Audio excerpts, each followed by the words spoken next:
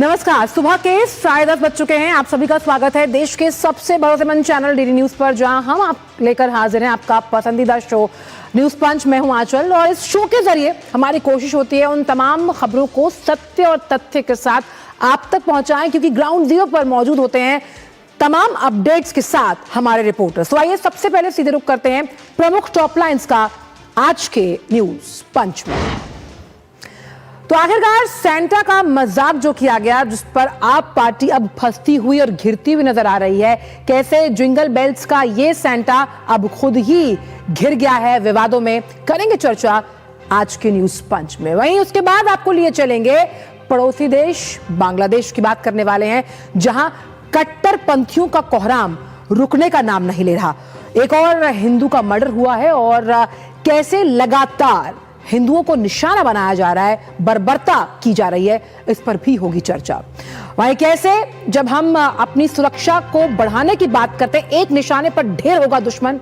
समुद्र से launch K4 missile की खासियत क्या है और कैसे ये हमारी आत्मरक्षा को और मजबूती देगी, इस पर भी होगी बातचीत। लेकिन आइए सबसे पहले न्यूज पंच में शुरुआत करते हैं आपसे जुड़ी खबर को लेकर। तो आखिरकार आप पार्टी को जो मजाक उन्होंने सांता क्लॉज की वेशभूषा में किया, वो महंगा पड़ता हुआ नजर आ रहा है, क्योंकि वो धार्मिक भावनाओं से खिलवाड़ माना गया। और इस पूरे मुद्दे पर दिल्ली पुलिस ने FIR दर्ज की है। यानी जिस विवादास्पद तरीके से CPR देते हुए दिखाई दिए आप कार्यकर्ता प्रदूषण के मुद्दे पर और वेशभूषा पहनाई गई थी सांता क्लॉज की, तो कहीं ना कहीं धार्मिक भावनाएं आहत हुई और इसी वजह से हमने देखा कि FIR दर्ज की गई। हालांकि ये जो पूरा हफ्ता है, जब हम बात करते हैं खासतौर पर 25 दिसंबर की अगर हम बात करें, सांता क्लॉज को गिफ्ट्स देने के लिए माना जाता है। लेकिन क्या गिफ्ट के रूप में FIR मिली है आप पार्टी को, इस पर अब तफसील से यानी कि विस्तार से चर्चा करेंगे हम अपने शो में कि आखिरकार आप पार्टी को ये मजाक भारी कैसे पड़ा। सौरभ भारद्वाज, संजीव शाह, आदिल अहमद खान पर FIR दर्ज हुई। अभी FIR दर्ज क्यों हुई है? क्योंकि धार्मिक भावनाएं आहत करने का आरोप है इन पर। दिल्ली पुलिस ने इस FIR को दर्ज किया है। विशेष ईसाई समुदाय की अगर बात की जाए तो उनकी भावनाओं को आहत करने की बात इस FIR में कही गई।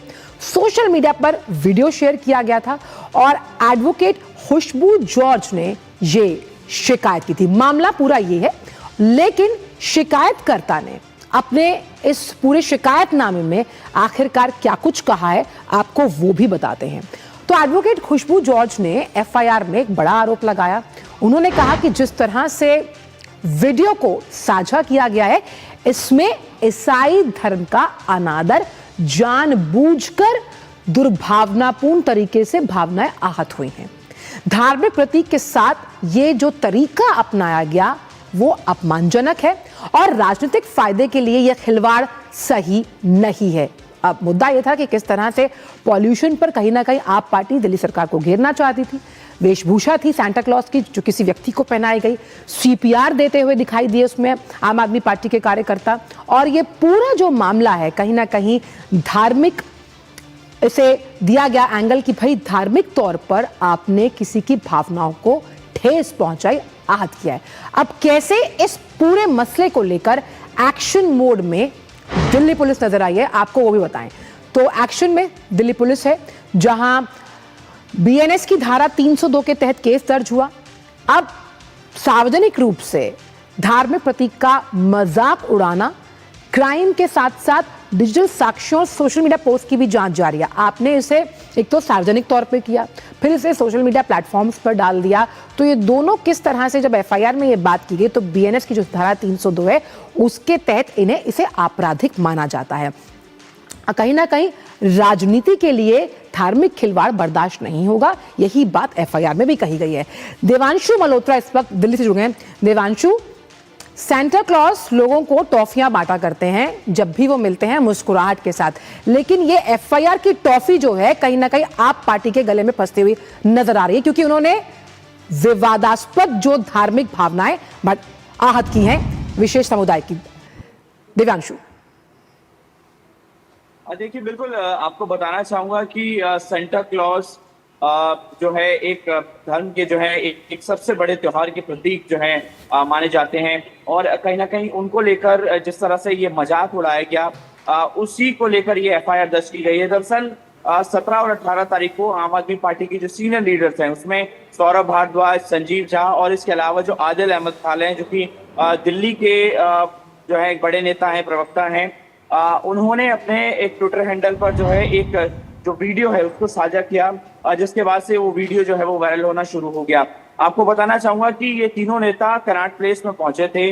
वहां पर इन्होंने कुछ अपने जो साथी हैं उनको सेंटा क्लॉज की वेशभूषा में रखा हुआ था और उनसे ये कहा था कि इतना दिल्ली में प्रदूषण है कि सेंटा क्लॉज को भी सांस नहीं आ रही है, और वो जो लोग हैं वो जमीन पर गिर जाते हैं और उसके बाद कहीं ना कहीं उनको सीपीआर देने की कोशिश की जाती है उन सेंटा क्लॉज को। तो ये कहीं ना कहीं वीडियो लगातार वायरल हो रहा था, जिसके बाद से जो खुशबू जॉर्ज हैं वो उनका ये कहना है कि इससे उनकी जो धार्मिक भावनाएं हैं उससे वो जो है आहत हुई हैं। जिसके बाद तुरंत वो दिल्ली के कनॉट प्लेस थाने में अपनी शिकायत दर्ज कराती हैं और उसके बाद दिल्ली पुलिस इस पूरे मामले में एफआईआर दर्ज करती है, जिसमें बीएनएस की धारा 302, 299 इसके अलावा बाकी संबंधित सेक्शन जो है वो लगाए गए हैं। फिलहाल इस पूरे मामले में जो है वो जांच की जा रही है, लेकिन इतना साफ है कि राजनीति का स्तर इतना गिर चुका है कि लोग जो है इस तरह से किसी की धार्मिक भावनाओं को ठेस पहुंचाने में भी जो है वो लेकिन दिव्यांशु ये आम आदमी पार्टी के लिए नया नहीं है।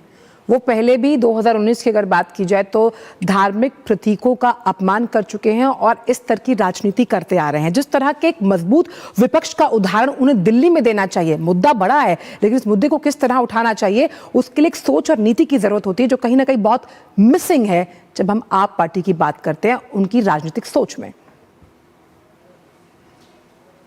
बिल्कुल, पहले भी हम कह सकते हैं कि आम आदमी पार्टी और उनके लीडर्स के ऊपर इस तरह के जो मुकदमे हैं और जो एफआईआर हैं वो चल रही हैं, उसमें भी इन्वेस्टिगेशन जारी है। इस पूरे मामले में भी जिस तरह से अब पुलिस इन्वेस्टिगेशन करेगी और आने वाले दिनों में उम्मीद है कि इनसे भी पूछताछ होगी और इनके ऊपर भी जो कानूनी शिकंजा है वो कसता हुआ नजर आएगा। जी, तो साफ तौर पर कहीं ना कहीं आम आदमी पार्टी को अगर मुद्दे उठाने भी हैं तो अपनी सोच और नीति में बदलाव लाना होगा। बहुत संक्षिप्त में आपसे जानना चाहूंगी, जिस तरह बीएनएस की धारा 302 के तहत एफआईआर दर्ज की गई है, अब आगे की कानूनी राह क्या होगी इस पूरे मामले को लेकर? जी बिल्कुल, कोई भी इस तरीके से अगर मुकदमा दर्ज होता है उसके बाद जिसके ऊपर एलिगेशंस लगते हैं उनके भी स्टेटमेंट रिकॉर्ड किए जाते हैं और जाहिर है इन तीनों सीनियर लीडर्स पर जो मुकदमा दर्ज हुआ है पुलिस इनके भी स्टेटमेंट जो है वो रिकॉर्ड करेगी और उसके बाद कोर्ट में उनकी भी बातें रखेगी। उसके बाद कोर्ट तय करेगा कि आखिर इस पूरे मामले में क्या कुछ सजा दी जानी चाहिए। बहुत बहुत शुक्रिया दिव्यांशु इन तमाम जानकारियों को हमसे साझा करने के लिए। तो कहीं ना कहीं आम आदमी पार्टी अपने ही किए हुए कृत्य में फंसती हुई नजर आ रही है। बहुत बहुत शुक्रिया आपका इन तमाम जानकारियों को हमसे साझा करने के लिए। तो आइए अब दिल्ली के बाद बात करते हैं बांग्लादेश की। पड़ोसी देश है लेकिन कट्टरपंथियों के कोहराम से जूझ रहा है। एक और हिंदू की निर्मम हत्या कर दी जाती है। दीपू के बाद अब अमृत मंडल को भी लोग इसी तरह याद रखेंगे। टारगेट पर लगातार यूनिस सरकार है और जमकर इस पूरे मामले को लेकर शेख हसीना भी बरसती हुई नजर आ रही हैं। लेकिन सवाल वही है, मौजूद सवाल, बड़ा सवाल यही है कि आखिरकार कट्टरपंथियों के हौसले इतने बुलंद क्यों हैं? यूनिस सरकार कोई कदम क्यों नहीं उठा रही? जिस तरह हिंदुओं को टारगेट करके कहीं ना कहीं उनकी निर्मम हत्याएं की जा रही हैं और कट्टरपंथियों का जो ये पूरा कोहराम है, ये पूरा जो मामला है, इसे हम ग्राफिक्स के जरिए आपको समझाते हैं कि आखिरकार बांग्लादेश क्यों जल रहा है। तो एक और हिंदू की हत्या की जाती है। जो ये मामला है वो मॉब लिंचिंग का है। भीड़ ने पीट पीट कर एक हिंदू युवक की हत्या की। मॉब लिंचिंग का ये पूरा मामला समझ में आ रहा है और ये जो जिला है वो राजबाड़ी जिला है और ये पांगशा उपजिला की घटना है। व्यक्ति का नाम आपको बताएं, अमृत मंडल है ये, उर्फ सम्राट। इन्हें निशाना बनाया गया। गिरोह बनाकर जबरन वसूली का आरोप है। पुलिस की गिरफ्त में हालांकि सलीम है, हालांकि उसके पास से एक पिस्टल, एक देसी बंदूक जब्त की है, लेकिन क्या पुलिस कोई कार्रवाई कर पाएगी, यह बड़ा सवाल है। और इस पूरे मुद्दे पर जिस तरह से ये निर्मम हत्या की गई, ढाका से लेकर चटगांव तक प्रदर्शन किए जा रहे हैं। अब यूनिस सरकार लगातार उनके कार्यकाल में जिस तरह से कट्टरपंथी बेखौफ घूम रहे हैं, जो चाहे करना चाहते हैं, पुलिस और आर्मी के हाथ बंधे हुए नजर आते हैं, इस पर यूनिस सरकार का क्या रिएक्शन आया, यूनिस सरकार का इस पूरे मामले पर क्या कहना है, आइए आपको वो भी बताते हैं। तो यूनिस सरकार जो बेबस नजर आ रही है, अमित मंडल की हत्या की निंदा उन्होंने की, जो तमाम सांप्रदायिक रिपोर्ट सामने आई उन्हें वार्निंग रिपोर्ट माना गया, उन्हें कहा कि भाई ये भ्रामक और दुर्भावनापूर्ण है। यूनिस सरकार का मानना है कि हम मॉब लिंचिंग के समर्थन में नहीं हैं और सख्ती से कानूनी कार्रवाई की बात कही। अब ये सिर्फ बातें हैं, ये यथार्थ के धरातल पर कब आएंगी ये कोई नहीं जानता, लेकिन आखिरकार दिल दहलाने वाली घटनाएं एक बार फिर, और टारगेट पर यूनिस सरकार है। अब इस पूरे मामले पर शेख हसीना जो है उन्होंने जमकर हमला बोला। उन्होंने कहा कि गैर मुसलमानों के खिलाफ अकल्पनीय अत्याचार, जिसमें धार्मिक अल्पसंख्यकों पर बेहिसाब जुल्म किए जा रहे हैं, और वीडियोस इस बात की तस्दीक करते हैं, इस बात की पुष्टि करते हैं। बेरहमी से मारने की जो भयावह घटनाएं हैं, जिसमें धार्मिक स्वतंत्रता में हस्तक्षेप का भी आरोप है। बांग्लादेश के माहौल को नरक के साथ कहीं ना कहीं कंपेयर किया उन्होंने ये भी कहा कि बांग्लादेशी अधिक समय तक ये सब बर्दाश्त नहीं कर पाएंगे। ये तमाम बातें शेख हसीना ने कही, और आपको वीडियो दिखाते हैं। उस वीडियो के जरिए अगर पिक्चर मीडियम से आप समझ पाएंगे कि किस तरह से शुभेंदु अधिकारी ने एक बड़ा ऐलान किया है।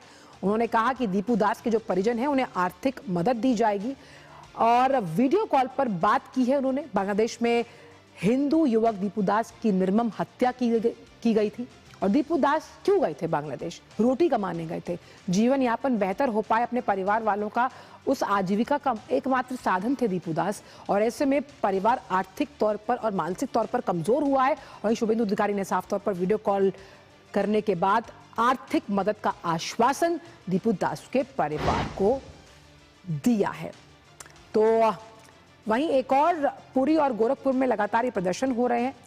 विकास हिंदू परिषद का ये हल्ला बोल है, जहां बांग्लादेश में कट्टरपंथियों के कोहराम के बाद अब अलग अलग जगहों पर विरोध प्रदर्शन निकाले जा रहे हैं, क्योंकि बांग्लादेश में जो बवाल है उसकी वजह से हिंदुस्तान उबाल मारता हुआ नजर आ रहा है कि किस तरह से जो बांग्लादेश में हिंदू बहन भाई रह रहे हैं उनके साथ धर्म को लेकर जिस तरह की बर्बरता, निर्ममता की जा रही है, और पुलिसिया कार्रवाई, आर्मी तक इस पर कोई एक्शन नहीं ले रहा, और यूनिस सरकार कहीं ना कहीं उसका पूरा लॉ एंड ऑर्डर ध्वस्त होता हुआ नजर आ रहा है। यूनिस सरकार फेलियर साबित हो रही है।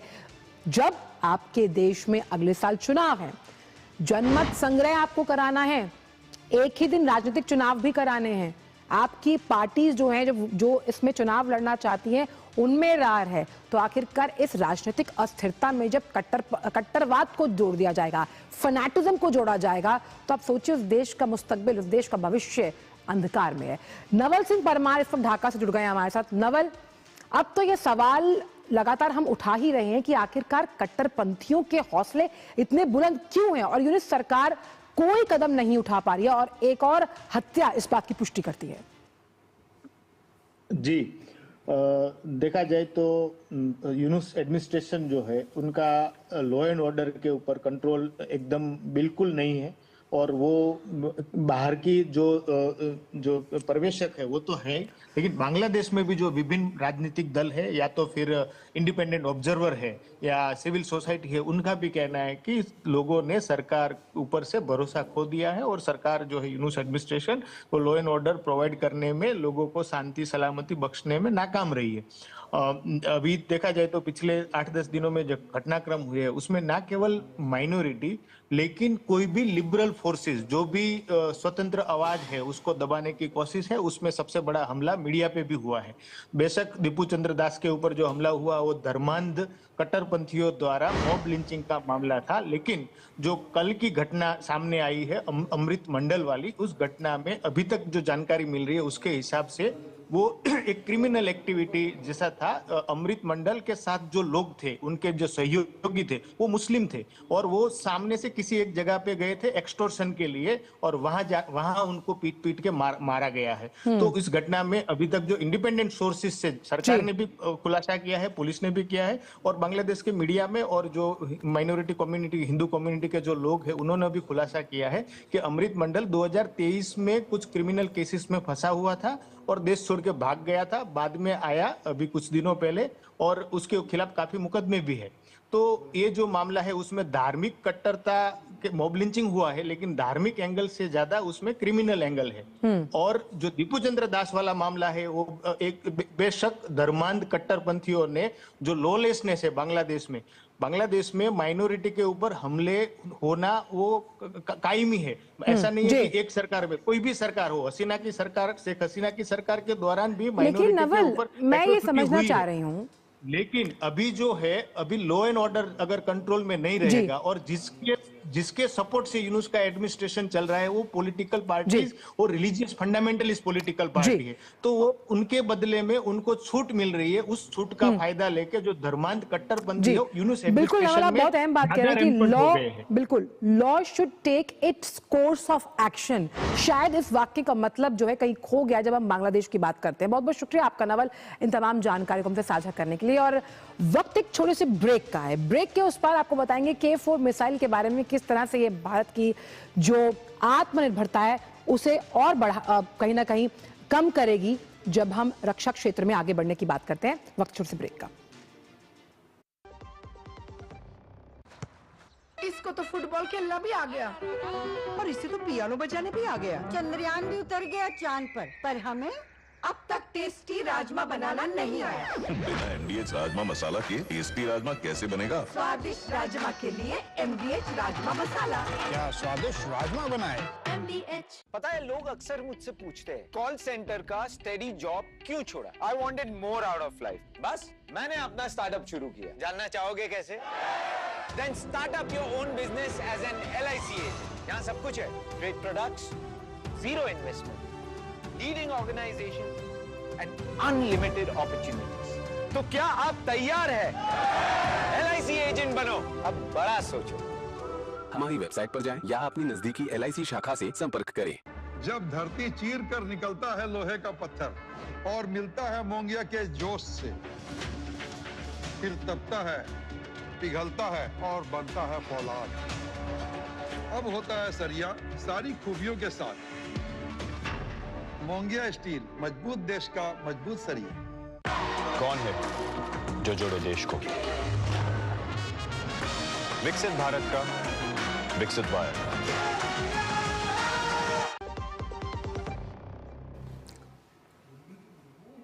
ब्रेक के बाद सभी का स्वागत न्यूज पंच में। और अब बात करते हैं K4 मिसाइल से जुड़ी हुई। भारत ने करीबन 3,500 किलोमीटर की मारक क्षमता वाली K4 बैलिस्टिक मिसाइल का परीक्षण किया। इसका वजन 17 टन है। इस मिसाइल के परीक्षण से दुश्मनों के खेमे में खलबली मच गई। यह मिसाइल भारत की सैन्य शक्ति को सुदृढ़ करेगा, मजबूत करेगा। इस दिशा में एक महत्वपूर्ण कदम है।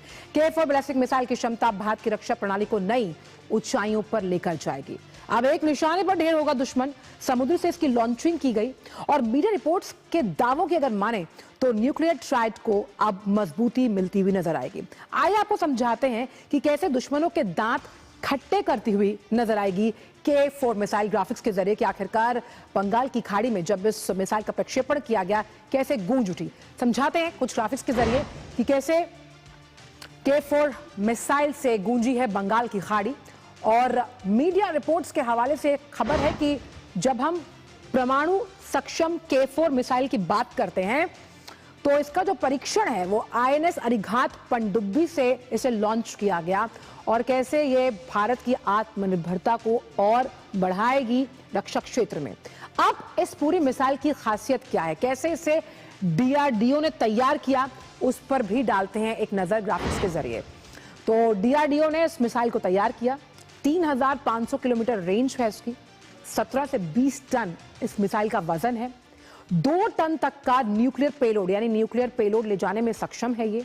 सॉलिड फ्यूल्ड 2 स्टेज इंटरमीडिएटेड जो रेंज है यानी कैसे इंटरसेप्ट कर पाएगी ये मिसाइल। अरिहंत क्लास की पनडुब्बियों से, जो अरिहंत क्लास की तमाम पनडुब्बी की श्रेणियां हैं, उससे इसकी लॉन्चिंग संभव है। लेकिन आखिरकार ये परीक्षण खास क्यों है, इसी पर ज्यादा बात करने के लिए हमारे अक्षय डोंगरे मौजूद है। अक्षय, K4 का ये परीक्षण इतना खास क्यों है और ये कैसे हमारी रक्षा प्रणाली को और सुदृढ़ मजबूत बनाएगा? देखिए आंचल, अगर आज के मॉडर्न वॉरफेयर की बात की जाए तो आपको तब तक सुरक्षित नहीं आप अपने आप को मान सकते जब तक न्यूक्लियर पावर होने के बावजूद भी, जब तक आपके पास एक पूरी तरह से न्यूक्लियर ट्रायड पूरा ना हो। यानी कि ट्रायड मतलब एक अंग्रेजी वर्ड है जिसका मतलब है कि हवा, जमीन और जल से, इन तीनों, जो वायुसेना, थल सेना और जो नौसेना है, उनके पास इस मिसाइल्स को, न्यूक्लियर कैपेबिलिटीज को लॉन्च करने की क्षमता होनी चाहिए। आप मिसाइल किस तरह से लॉन्च करेंगे, अगर कोई दुश्मन आपके ऊपर हमला करता है तो आपके पास दूसरी चीज ये है कि सेकंड स्ट्राइक कैपेबिलिटी होनी चाहिए, कि अगर आपके जो न्यूक्लियर ठिकाने हैं उनको आइडेंटिफाई कर भी आप, अगर दुश्मन आपके ऊपर न्यूक्लियर हमला करता है तो आप किस तरह से उन्हें जवाबी कार्रवाई करेंगे। तो ऐसे में सबमरीन सबसे ज्यादा जरूरी होती है, क्योंकि जो हम देखते हैं कि जिस तरह से समंदर जितने विशाल है उसमें सबमरीन को ढूंढ पाना और खासतौर पे न्यूक्लियर सबमरीन को ढूंढ पाना लगभग असंभव होता है। ऐसे में वो छुपकर, घात लगाकर हमला कर सकती है और सेकंड स्ट्राइक कैपेबिलिटी करने के लिए ये सक्षम रहती है। इसमें रेंज भी अगर देखी जाए तो तकरीबन 3500 रेंज K4, यानी कि जिसका नाम कलाम 4 भी है। हमारे जो पूर्व राष्ट्रपति हैं उनके नाम पर इसका एक नाम रखा गया है, और इसमें इतनी कैपेबिलिटी है कि 3500 किलोमीटर तक ये मार कर सकती है पिन पॉइंट एक्यूरेसी के साथ में। आपने ठीक बताया, 2 टन की इसमें न्यूक्लियर पेलोड कैपेबिलिटी है, यानी कि बहुत ही ज्यादा लीथल, यानी कि मारक इस मिसाइल को ये सारी कैपेबिलिटीज बना सकती है। और पूरी दुनिया में एक तरह से DRDO ने अपना परचम दोबारा एक बार लहराया है, जिस तरह से इस मिसाइल का सक्षम, एक तरह से सफल परीक्षण किया गया है और इंडिया की न्यूक्लियर ट्राइड जो कैपेबिलिटी है उसको बहुत बड़ी ताकत मिली है। बिल्कुल, और जिस वैज्ञानिक सोच के साथ APJ अब्दुल कलाम हमेशा ये कहते थे कि इस वैज्ञानिक सोच से ही भारत अपने आप को कई देशों के साथ वैश्विक पटल पर हमेशा अग्रणी पाएगा। और वहीं जिस हम पूरी इस टेक्नोलॉजी की बात करते हैं अक्षय, जिसमें कोल्ड लॉन्चिंग की बात की जा रही है, ये कोल्ड लॉन्चिंग कैसे इसे अलग बनाती है अन्य मिसाइल से? देखिए, कोल्ड लॉन्चिंग की जो बात एक तरह से की जा रही है उसमें कई सारे इस मिसाइल के एस्पेक्ट्स रहते हैं। पहली चीज एक तो ये रहती है कि इसमें सेकंड स्ट्राइक कैपेबिलिटी जिस तरह से है वो कहीं ना कहीं आप एक हिडन आपको कैपेबिलिटी रहती है, यानी कि आपके ऊपर हमला नहीं किया जा सकता, आपके ऊपर आपको डिटेक्ट नहीं किया जा सकता। ऐसे में आप एक तरह से आप काफी टाइम तक आप एक क्षेत्र में रह सकते हैं, आप छुपे हुए रह सकते हैं। और क्योंकि जो अरिहंत क्लास की सबमरीन्स है वो न्यूक्लियर एक तरह से केपेबल और पावर्ड सबमरीन्स है, उनको रिफ्यूलिंग कराने की जरूरत नहीं रहती। ऐसे में ये जो कैपेबिलिटी है बाकी मिसाइल, जो अन्य मिसाइल्स रहती है उसमें ये आपको पता चल जाता है, आप डिटेक्ट कर सकते हैं उन मिसाइल्स को। लेकिन ये जो मिसाइल है तो इसीलिए अक्षय मान सकते हैं कि जिस न्यूक्लियर ट्राइड की आप बात करें, जल थल के साथ साथ आकाश में भी भारत की आत्मनिर्भरता का डंका गूंजता हुआ नजर आएगा जब हम रक्षा प्रणाली को मजबूत करने की बात करते हैं K4 मिसाइल से। बहुत बहुत शुक्रिया अक्षय इन तमाम जानकारी को मुझसे साझा करने के लिए। तो अभी के न्यूज पंच में इतना है, लेकिन कुछ और नई प्रमुख टॉप लाइंस के साथ और मुद्दों को लेकर हम मिलेंगे आपसे 2 बजे। तब तक के लिए मेरी पूरी टीम को दीजिए इजाजत। नमस्कार।